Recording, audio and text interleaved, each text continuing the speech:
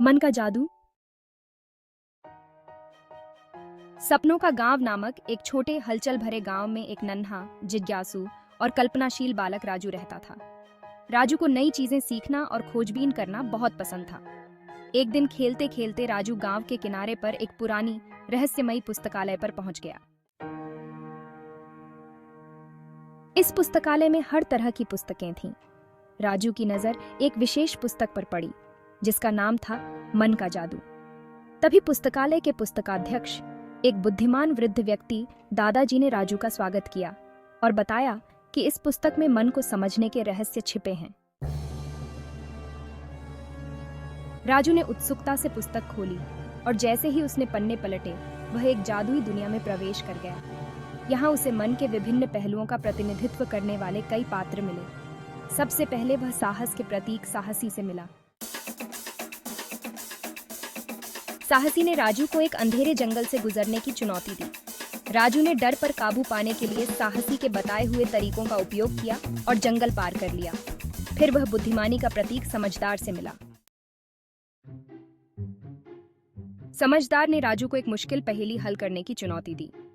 राजू ने सोच समझकर और धैर्य से काम लिया और पहेली को हल कर लिया। इसके बाद राजू खुशी का प्रतीक खुश से मिला।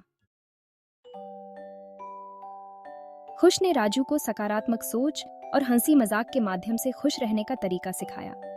उन्होंने मिलकर एक सुंदर बगीचे में समय बिताया और राजू ने महसूस किया कि सकारात्मक सोच से जीवन कितना सुंदर हो सकता है। आखिर में राजू शांति का प्रतीक शांत से मिला।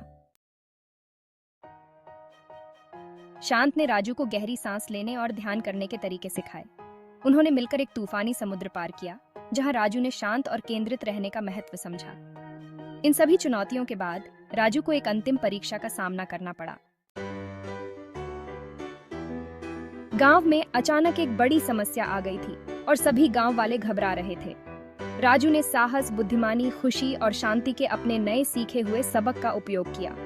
उसने गांव वालों को शांत किया, सभी को मिलकर समस्या का समाधान खोजने में मदद की और गांव को संकट से बाहर निकाला। गांव वाले राजू की समझदारी और साहस की प्रशंसा करने लगे।